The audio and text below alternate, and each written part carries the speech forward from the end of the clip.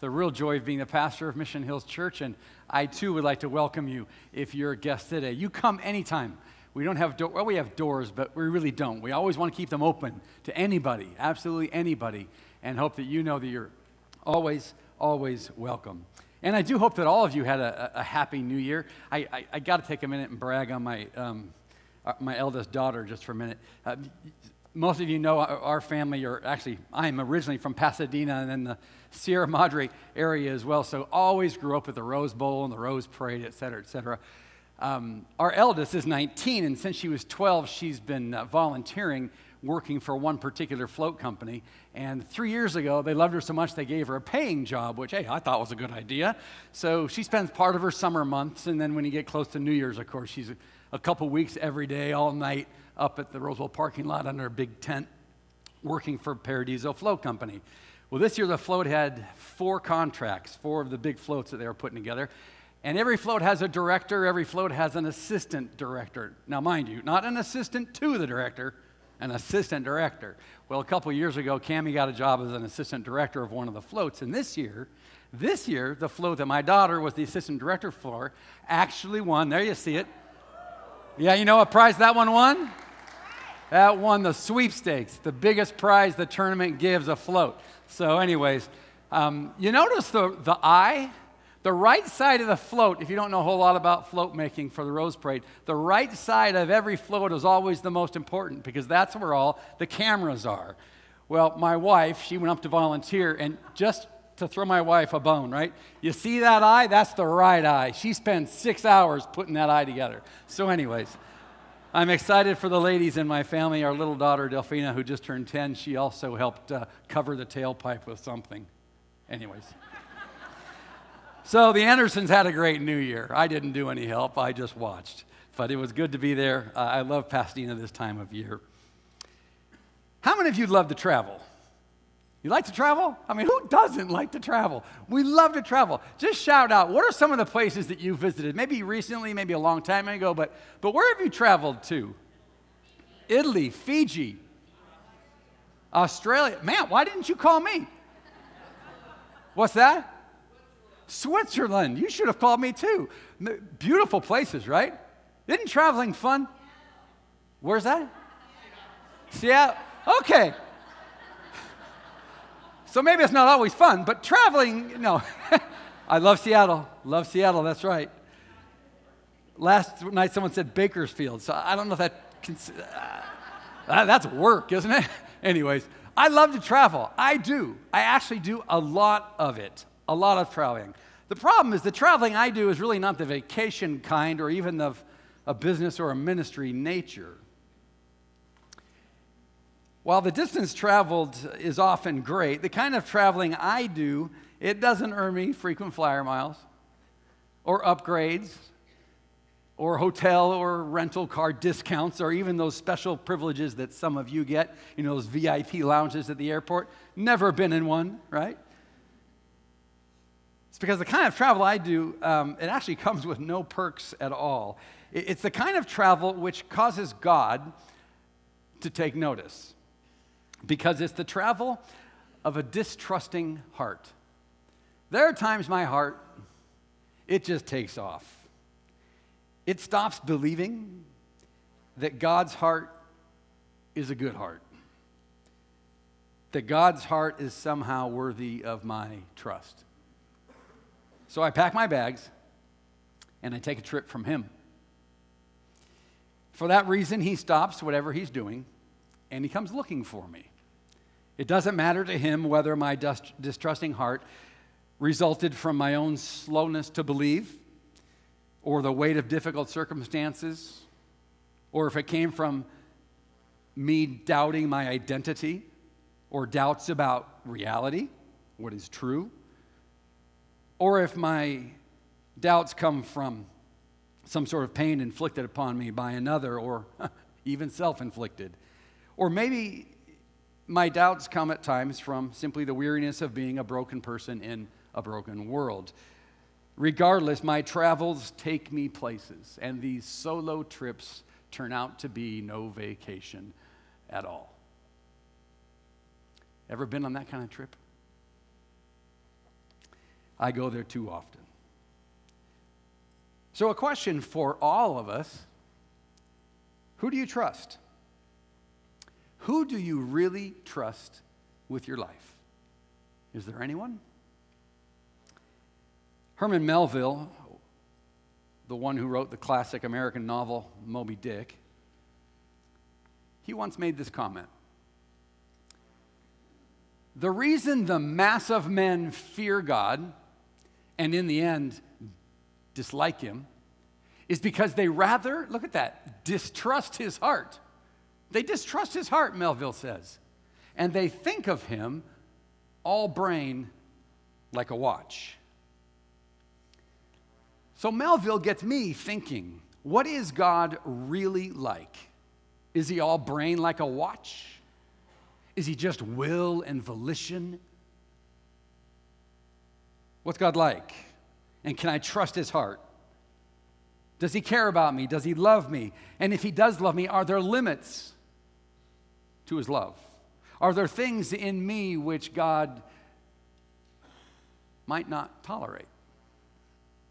What is God really like? So I wonder about you, how do you envision God's heart? Not just generally speaking toward the mass of men, but how do you envision God's heart as it pertains particularly to you? What is his attitude toward you? Seriously, what is his attitude toward you? What emotions would you say surface in him when your name crosses his mind? Consternation? Joy? Delight? Discouragement? What emotions surface when he thinks of you? I don't know what caused Herman Melville to think that God was heartless and didn't care about people, that he was more like a brain, like a watch. Maybe he experienced some personal tragedy. Or maybe he simply wanted to be his own man and didn't care to pay much attention to what God thought. Or maybe he had one too many encounters with people who said they knew God, but who treated him poorly, or who simply avoided contact with him altogether. I don't know. I didn't know the man. But I find it interesting. He thinks God is just a watch. He's all brain, no heart. But this is what I would conclude. If Herman Melville had lived in Palestine in the first century, he would have very much been attracted to, I think, and enjoyed Jesus. I think Herman and Jesus would have been friends. What causes me to feel that way? Jesus does. Knowing the way Jesus was when he was with other people convinces me that people like Herman Melville would have been very much attracted to getting to know Jesus. Spending time with common people of his day was normal for Jesus. Spending time with the outcasts of Jewish society and Greco-Roman society was Jesus' favorite thing to do. It was not only that he would spend time with common people, he would spend time with the common criminal. That was just Jesus. He didn't care what someone did for a living, where they were from, who they were, what they'd been up to, or what others thought of them. Listen closely. The only thing Jesus cared about was letting people know that by his presence on earth, he was ushering in something called the kingdom of God. That's what his presence was doing. He was ushering in the kingdom of God. And listen closely. A kingdom wherein anyone could be assured of their value in God's eyes, and that they were not beyond God's reach, not beyond hope, and that they were not beyond God's forgiveness. That is what mattered to Jesus. And so I think he and Herman, they would have been pals. We find out a lot about Jesus reading through the Gospels, but just to look at Luke 15, the first 2 verses, it says, "Now the tax collectors," we've looked at this the last few weeks if you've been with us, and perhaps you already knew the tax collectors were the scum of Jewish culture. They were seen as thieves because thieves they were. So these Jewish thieves and other quote-unquote sinners were all gathering around to hear Jesus. Not a Pharisee, not another rabbi, not some other Jewish leader. These people, they were all gathering around to hear Jesus. But the Pharisees, the religious elite, the ones that had sort of the authority within Jewish culture, and the teachers of the law, Old Testament law, right? 10 Commandments, etc., they were muttering. It's a nice way of saying well, I better just leave it nice. They were muttering, grumbling, complaining out loud about Jesus. This man welcomes sinners. And how does he welcome them? He welcomes them by eating with them. Oh, wow. I'm glad we're all seated, right? Well, in this particular occasion, Jesus had actually invited. That's what the word welcome infers, that Jesus did the inviting. Why was he having, we can presume, lunch with them in some public place, maybe in the market, right? Why was he having lunch with them? Because he invited them to be with him. You know, you might give Jesus a bit of a pass if some sinner said, hey, you want to have lunch with me? What's he going to say, right? If he's a Pharisee, he'd say, no way, you're unclean, stay away from me. Maybe Jesus would concede and have lunch, but more than that, Jesus actually says, hey, you, get over it. Come here. Let's all eat together. And the leaders of the day were deeply offended. This man welcomes sinners and he eats with them. It was immoral. It's the stuff of scandals. If cell phones existed in the first century Israel, this scandal would have hit Snapchat, Instagram, YouTube, before Jesus finished his lox and bagels. I worked hard on that line.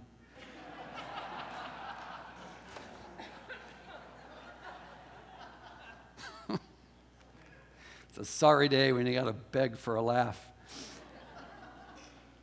But I I am not ashamed. All right, anyways. So he's having lunch with them, and these Pharisees and these other religious sorts come over, and they're grumbling. And you know what's happening. They're not just saying, hey, here's where they're eating. The Pharisees are here, and look what he's doing, everybody. He's calling Jesus out publicly, and he's embarrassing people who already feel more than likely ashamed of their lifestyles. Nice guys, these Pharisees. So how does Jesus respond? He tells them a couple stories. Now, don't think that Jesus is beyond getting in their faces.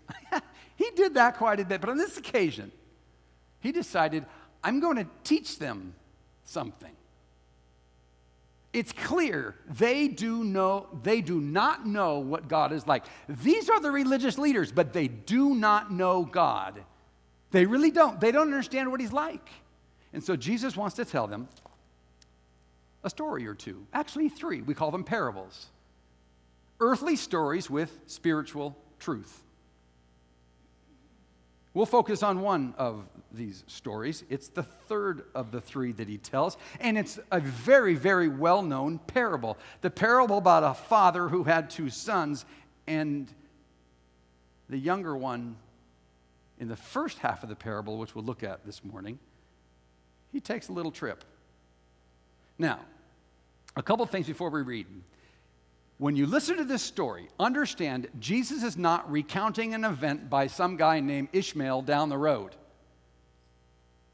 the son of somebody else who walked away from his father. This is a made-up story.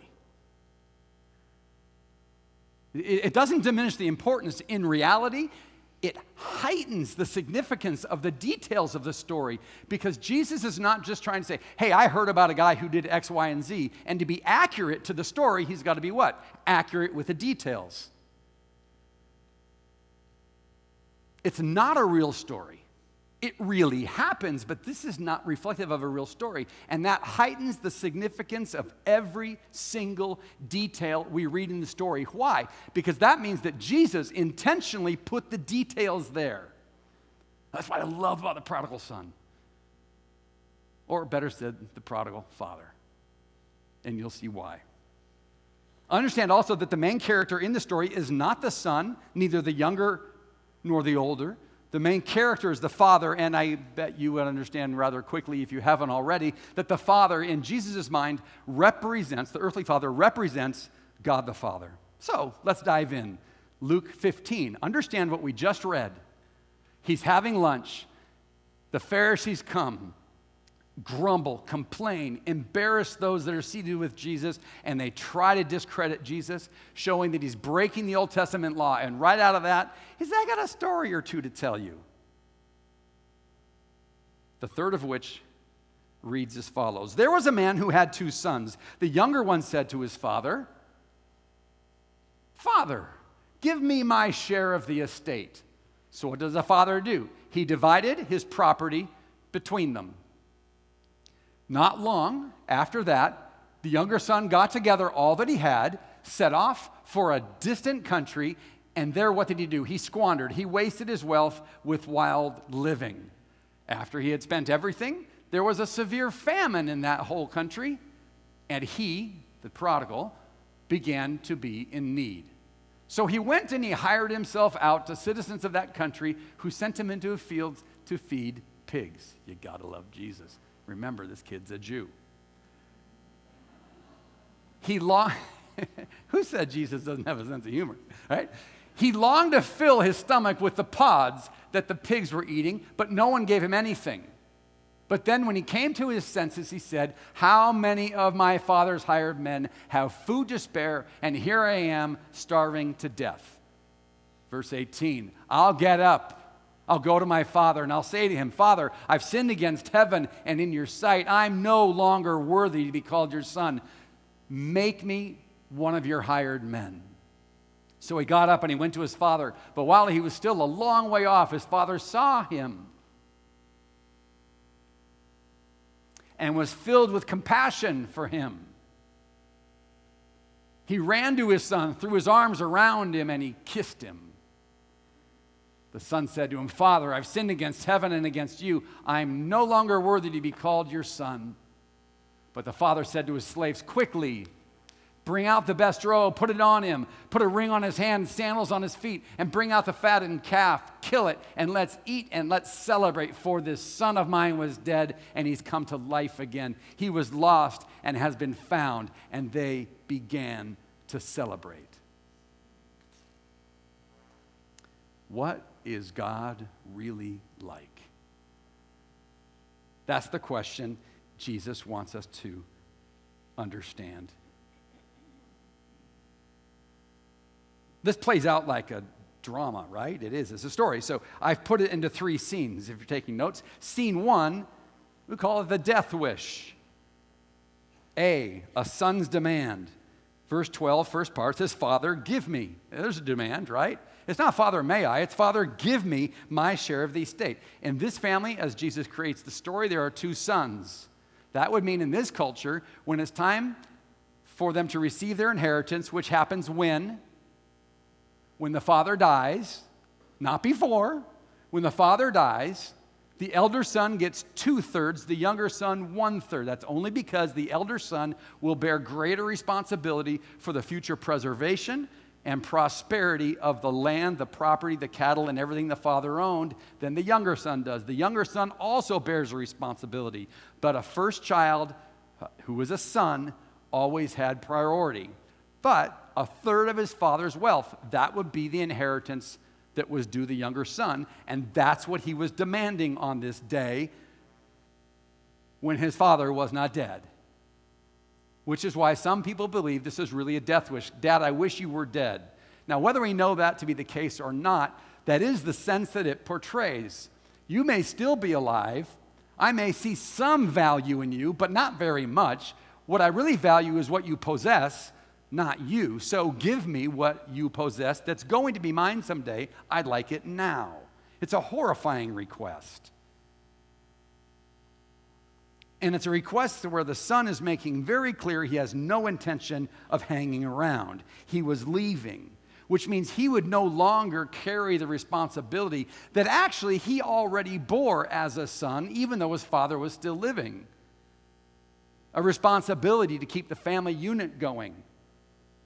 And that had an impact on the very close-knit village of which it was a part, just as every family had a significant impact on the entire village of which a family was a part. In the ancient world, disrespect for one's parents, especially fathers, was condemned, and it was actually an imprisonable offense. In Deuteronomy, we read that rebellious sons could be stoned for their rebellion. Capital punishment for rebelling against your father. If this isn't rebellion, there is no such thing as rebellion. Dad, give it to me now. I'm leaving. I don't need your permission. All I need is what is due me. Heart of rebellion. It's a horrifying request. Understand that village life in the Middle East in the first century is nothing like rural farm life now. I'm in my mid-50s. When I grew up, it was bonanza, right? And thousands of acres of hillside, wherever that was. I don't know, Montana, Idaho, who knows. But you've got the Ponderosa, right? It's beautiful. And then there's miles and miles, 30 minutes on horseback to get to the neighbors. We have friends in Santa Barbara, just outside of Buellton, that have a ranch, 300 acres. It's called Hilltop Ranch for a reason. There's one house, it's on top of a hill. You can see neighbors way off in the distance. That's not the picture here. Neither the wealth nor the arrangement. Rural life in the first century, outside of a place like Jerusalem, that is rural, outside, right? You've got smaller houses, and they're all bunched together, in part for protection, but also because the way people viewed a village was, we're all in this together, and chances are the village is made up of somebody who's a blood relative, however distant. They were large clans, maybe a few clans together, but they saw themselves as one larger unit, each needing to be faithful to do their job, to keep not only the preservation of, but ultimately the prosperity of that village continuing. So for this kid to leave, even if he left broke, he's walking away from his responsibilities. The way you'd have it is all these houses densely clustered together, and then you go out to the field, a portion of which would be each family's portion, or of the several fields. So, no one is independent. So the rebellion goes beyond give me the money. The rebellion has also everything to do with, I don't plan on sticking around, and I'm not asking your permission for my departure. So, you're a father, what would you do? In this culture, what would you do? Kenneth Bailey is an expert in Middle Eastern culture. He's lived there for 40 years as the head of the New Testament department at the University of Beirut in Lebanon. American-born, 42 years in Lebanon. He says this: today in the Middle East, such a dishonorable act carried out against one's parent would be met with rage, not only by the parent, but also by the entire village. Culturally, in the Middle East today, the father is expected, in this case, to beat his son, to take his son to the center of the village and beat him bloody in full view of the villagers. Only in this way could the father restore his honor and protect the honor of the entire village. Now, whether the fullness of this current cultural expectation was in place, as I've just described, in the first century is not certain. But one thing is certain: this son has publicly dishonored his father in a fashion considered to be thoroughly shameful and worthy of punishment. One other matter that is certain is this: what the father does is no secret. In other words, he knows however he responds, everybody else will know about it. Everyone else will know about it. I like to imagine that maybe one of the little village kids was actually within eye shot of the departure between the young son and his father when he got his inheritance and converted it to whatever he needed to convert it to, and he's leaving. And this little kid is watching. And he sees the son just walk away. No embrace for his father. No, hey, thanks for understanding. Or, hey, I'll be back someday soon. Or, Dad, don't take this the wrong way. Nothing. He observes nothing coming from the son to the father. The son gives him his back, and he's gone. But what's even more astounding to this little kid I'm imagining from the village is that the father doesn't hurl any insults at him, doesn't chase him down with a stick or throw rocks at him, or at least say to him, don't you ever come back. You are no longer my son. None of that. This little kid runs around the village. You won't believe it. He let him go. He just let him go. The astounding thing isn't that the son left.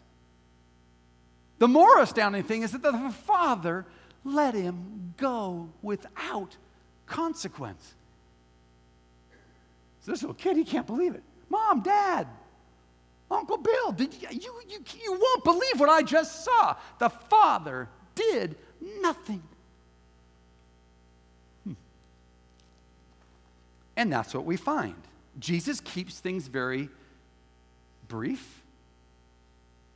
He says in verse 12, the father's response. So he, the father, divided his property, his wealth, between them. Now, it said between them, just a parenthetical here. That meant that the 2/3 at that point rightfully became the elder sons at that point. It doesn't mean that he took possession of controlling his 2/3, but he doled it all out. The elder son didn't ask for it, but in Jesus' story, that's how it plays out. William Temple has somewhere said that God grants us freedom even to reject his love. Love allows the son the freedom to choose, and so the father lets go. Why? Because love lets go. Verse 13 tells us that the son heads out for a foreign land, leaving his family and his village in the proverbial rear view mirror. Where did we go? We don't know. Jesus doesn't say. It doesn't matter. It's just called a distant country, a far country. He went a long way away. Maybe he took about a 65-mile walk north to Caesarea, boarded a boat, and took off to Greece. Santorini, Mykonos this time of year. Hey, probably not a bad place to vacation. Start a new life. Maybe he got walking one of the numerous Roman roads that would eventually take him to Rome itself. Or maybe he headed south and went into Egypt, crossed the Mediterranean coast on its southern shore to Carthage. I mean, there are plenty of places in any direction where he could start over again, just sow his wild oats. It says he squandered his wealth. People immediately think, oh, there must have been all sorts of, partying and, booze and alcohol and drugs and all that. We don't know. It just is squandered. Yeah, probably that's how it happened, but we don't know. Women, etc. But you can imagine him walking as he's on his way to Rome or to Greece or to Egypt, right? Every bar along the road, hey, drinks are on me, right? That's sort of the attitude you get that Jesus is sort of seemingly portraying. He squandered his wealth. And that's what really brings us to scene 2, saving grace. But let me say this, though. We know this father already, don't we? Just by the way he's let his son go. His father wasn't measuring the distance between himself and his son by way of miles. He was measuring the distance by way of his son's heart. And he knew his son's heart was a long, long way from him. And so, scene 2, he's on this shopping spree. Scene 2, again, being saving grace. It says in verse 13, not long after that, the younger son got together all that he had, and here's the departure. He sets off for a distant country, and there he squandered his wealth in wild living. That only lasts so long, right? Ever given that a try? The money eventually dries up. B, reversal of fortune, verses 14 and 15. What's it say? After he had spent everything, there was a severe famine in the whole country, and he began to be in need. Who's making this story up as he goes along? Jesus. That's why I told you it's important. Every detail Jesus puts in the story, he puts in the story with intentionality. A famine. Not only are they common in the Middle East, not only were they common in the first century, Jesus needs to interject this reality.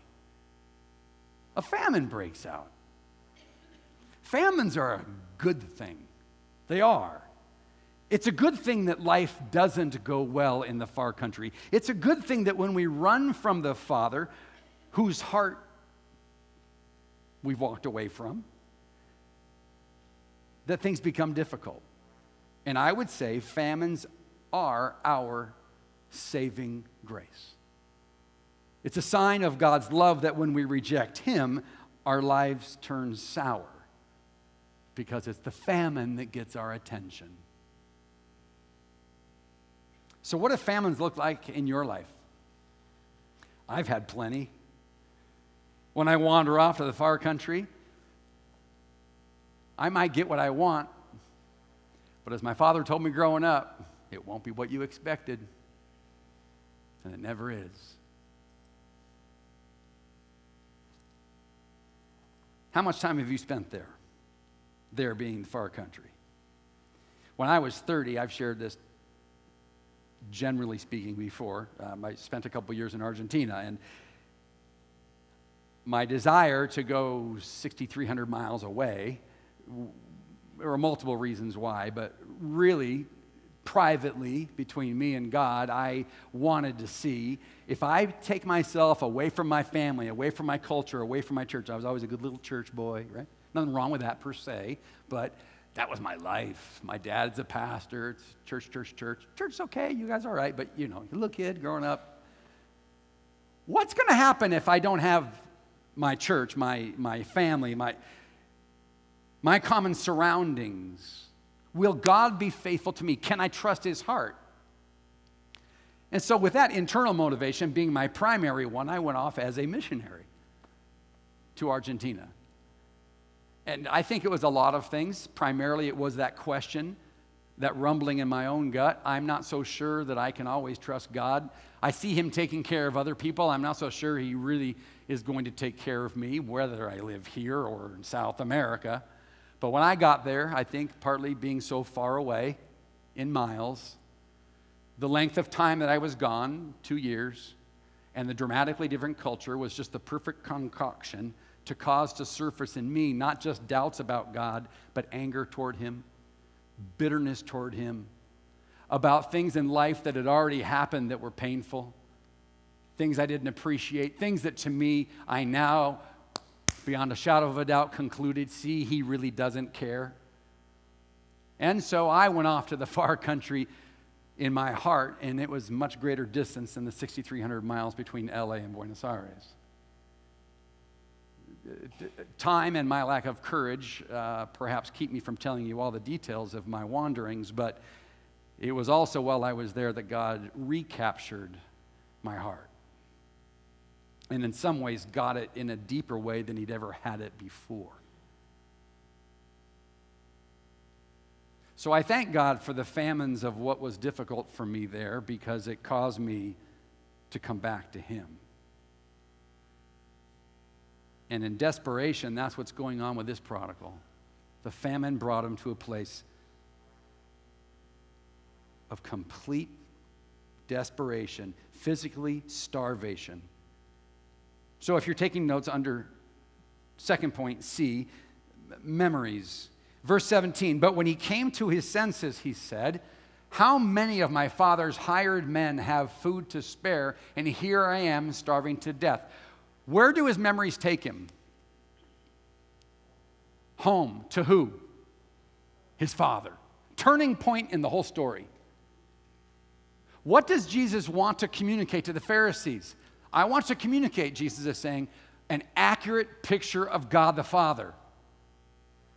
And as Jesus writes this story, He puts the Son in a position where He's got nothing left. And so what happens? Now, for the first time, He's going to take a real, honest memory look at His Father's character. And what does He say? My dad has hired men. They're not even blood relatives. They're just hired men. And they not only have food to eat, they have food to spare. The refrigerator's full. Like they've been to Costco. There's always food there. And they're not even sons. I'm going to get up. I'm going home. Memory of his father's character. My dad's a good guy. He not only took care of me, he takes care of his hired men, he takes care of his servants and his slaves. He's nice to the noisy, rambunctious teenagers next door. When he goes to the DMV, he's actually courteous to those rude people. My dad, he's a good guy. I worked on that one too. He's a good guy. I'm going home. But he's got a problem, 3 of them actually. What will his father do to him? Oh yeah, my dad's generous to everybody else, but look, nobody's done to my dad what I've done to my dad. What will happen when I see him? Secondly, the village was betrayed. How will they treat me? Will they even let me in? And if they do, will I get a whooping? And thirdly, yeah, I got an older brother. My inheritance is already gone. That means the only thing left monetarily, the only thing left of value that remains in my family rightfully belongs to my older brother. If I go home, I'm living off of what wealth will be his. He may not be happy with that. Maybe I shouldn't. No, I have to. I got to go home. Why? Well, he's been sitting with pigs, right? He's been feeding pigs. Again, Jesus, he's got a great sense of humor. There wasn't a guy that had a pig farm with a sign outside, help wanted. There was a famine. No one was hiring anybody. The prodigal goes to the door and knocks out and says, you got to give me some food. I won't give you anything, son. But if you take care of my pigs, you can eat what I give them to eat. This is a Jew. You couldn't even, forget eating bacon, you couldn't touch a pig. And I imagine during this, remember, Jesus is telling the story to a Pharisaical, legalistic, we really don't care about people crowd. And when he says he's eating the pig slop, sitting with the pigs, I can hear the Pharisee go, oh, ooh, really? Oh, that's absurd. They're getting offended even more. And now he's going home and he stinks. He stinks of pork and stinks of mud and stinks of all sorts of stuff. But he says, I'm still going to get up. It's either death by starvation or perhaps death by beating by that village, but I am going home. And here's his speech. Have you ever been in so much trouble with your parent when you were growing up, you prepared a speech? I told you my dad was a pastor. I've mentioned this before. He owned a car. He didn't own the car. The church gave him a car.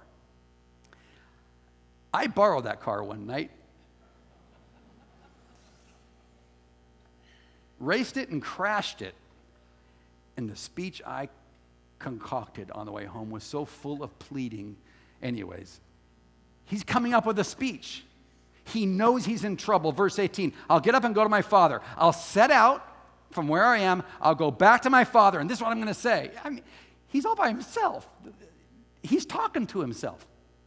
Father, I've sinned against heaven and against you, right? 3 parts. I've sinned against heaven and I've sinned against you. That's part 1. Secondly, I'm no longer worthy to be called your son. Are both of those things true? Absolutely true. Third, what's he say? Make me one of your hired men. The first 2 are statements. The third one is a plea. But there's 3 parts to his speech.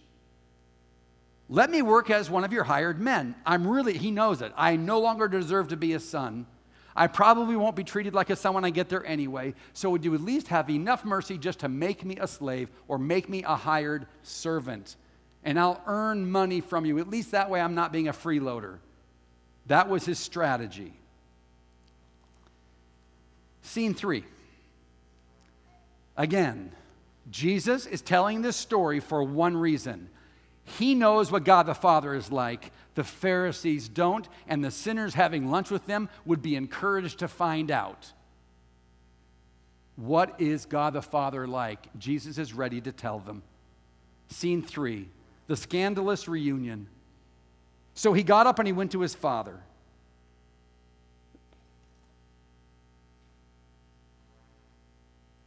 What would you do if you're the father?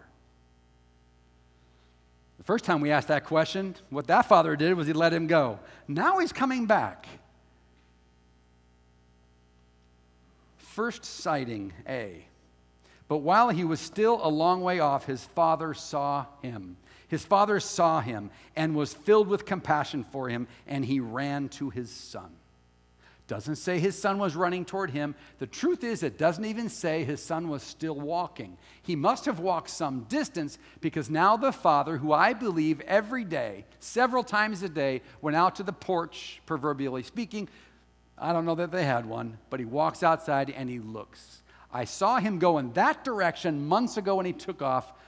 I'm going to keep looking, because maybe he'll come back. And on one particular day, off in the distance, just over the rise, he sees his son. Maybe the son is walking. Maybe the son is exhausted, catches a glimpse of the village and sits down and says, I don't know that this is such a good idea. But the father saw him. Oh, friend, God sees you.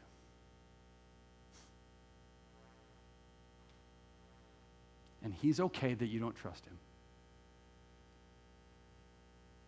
He's okay that you've lost confidence in him. If that's the case, he sees you. And you're a far way off. You're a long way off still in the story. And the father says, he's come far enough. I'm going to go get him. So he walks, right? No, he runs.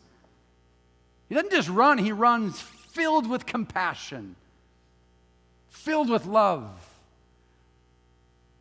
already feeling what that embrace is going to be like. And he gets to his son.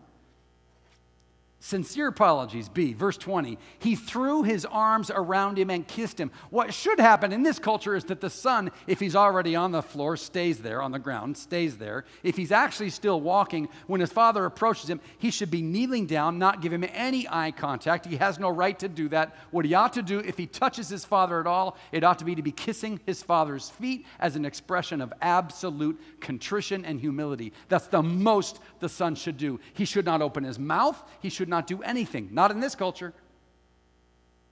But neither should the father be receiving him home. More to the point, neither should the father have compassion as Jesus describes the father as it. Not in this culture, not according to the Pharisees, not according to Jewish law, and certainly he shouldn't be running. For a man to run is a disgrace, because a man that wanted respect in the Middle East in the first century and in the Middle East in the 21st. You want respect, you never bare your legs in public. They wore tunics, they wore robes, right? You want to run, you'll fall flat in your face unless you gather up your robe, bare your legs, and take off running. But this father, he runs. He doesn't care what people think. Culture is of no interest to him. His son, who he sees, is of interest to him. And so he gets there. And I imagine just grabbing his son and picking him up. It says he embraces him and he kisses him. And the way that it's described in the Greek is that he didn't just kiss him on the cheek. Nice to have you home.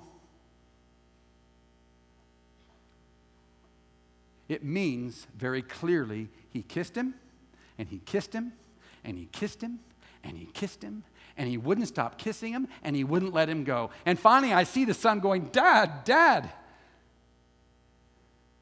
I got something to say to you. Remember the speech, right? He's got a speech ready to roll here. 3 points. He worked on it all the way home. Father, I've sinned against heaven and in your sight. Is that true? Absolutely. Got that part out. Secondly, I'm no longer worthy to be your son. Thirdly, make me one of your hired men. Right? That's his speech. 3 parts. But look at verse 21. What does this say? It says, Father, I've sinned against heaven and against you. I'm no longer worthy to be called your son. And it stops. Where's the request to become a hired servant? Where's the request? It doesn't exist. And this is why it's so important we understand that Jesus made this story up on the spot. Because in Jesus' story, he refuses to have the third part of that speech uttered. Why? Why? Because this will tell you what God the Father is like. God the Father refuses to have people's identity changed because of their sinfulness. Amen? You are my son. And yes, you've sinned against heaven, and yes, you've sinned in my sight, and you could easily say in a court of law that you are no longer worthy to be my son, but I don't care about courts of law, courts of our culture. I don't care about the Pharisees. I will not let you say that third phrase. That's how Jesus is crafting this story. And so there is no third phrase. Praise God. Friends, we are prodigals by way of our behavior, but we are not prodigals by way of our identity. If you've trusted Jesus with your life, you are a son, you are a daughter. And you cannot be made not a son or a daughter. You will always be. And with that, the father puts his arm around his boy and says, come on, let's get back to the village. Don't know what they're going to do to us, but let's get back to the village. Two guilty people walking together, one guilty of great sin, the other guilty of great love, neither knowing or caring what the villagers will do. And now the father is ready to celebrate. Party time, see, fiesta, verse 22 and 23. As he's getting close to the village, he's shouting to his servants that have all, I think, followed the father out there. What the heck is he doing? And he says to his servants, quickly bring out the best robe. Not just a robe, the terry cloth one that you take after a shower. No, the festive robe. And put a ring on his hand and sandals on his feet. By the way, slaves would go barefoot. Family members never would. This kid has worn out his shoes, get him another pair. And bring out the fatted calf, kill it, and let us eat and be merry. A little family gathering, right? No. He could have fed his family with a few birds. He said, get the fatted calf. It would feed the whole village. What is God like? Not only does he seek those of his who are lost, not only does he refuse to change their identity, when they choose to trust him again and come home, he rejoices. Rejoices so much he can't keep the joy to himself, and he says to everybody, let's all celebrate. And he throws his son a stinking party. I love this story. I love this story because I'm a prodigal of the first degree. I'm prone to travel. There are times I distrust God's love for me, and off to the far country I go. The outcasts, the sinners he was having lunch with, they were prodigals. The Pharisees, they were prodigals. In some form or another, we've all misunderstood God. We've doubted his love. We've headed off to the far country. We've sought to make life work on our own terms. So we travel, don't we? We travel to a place of distrust and frustration with God, and off we go onto a trip into bitterness, into egotism and selfishness, maybe addiction, envy, pornography, dishonest business practices perhaps, maybe a trip into a critical spirit, a trip into an improper relationship. You name it, we travel, right? We do. Traveling today? Traveling today?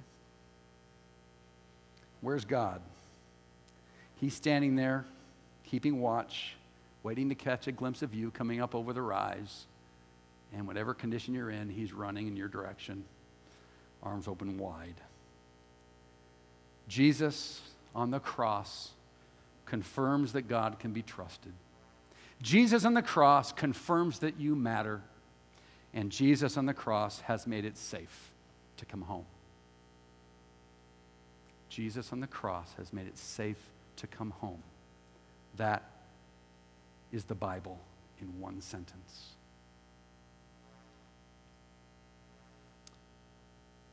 Why don't you bow your heads as our ushers come forward, because we are going to celebrate. Take a moment of personal reflection.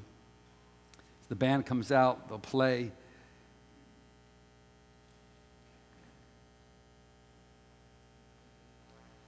Reflect back to God whatever is on your heart, and as you receive the bread and the cup, you can take the bread whenever you're ready and hold the cup until the end. On the night that Jesus was betrayed, he took bread and he broke it, saying to his disciples, This is my body, which is broken for you. When you eat it remembering that.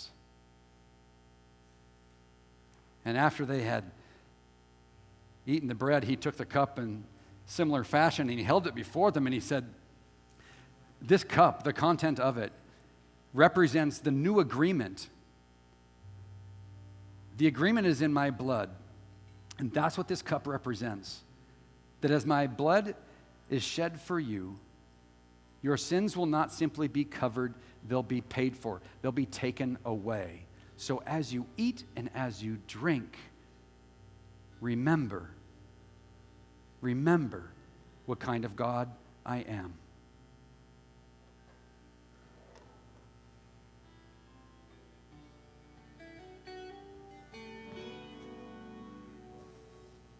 Well, I've heard 1,000 stories of what they think you're like, but I've heard tender whispers of love in the dead of night as you tell me that you're pleased and that I'm never alone.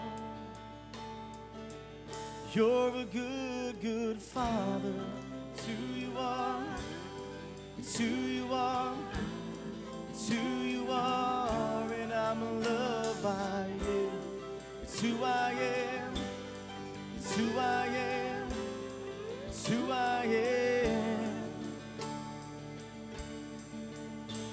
Well, I've seen many searching for answers far and wide, but I know we're all searching for answers. You provide 'cause you know just what we need before we say a word. You're a good, good father. It's who you are. It's who you are. It's who you are. And I'm loved by you. It's who I am. It's who I am. It's who I am.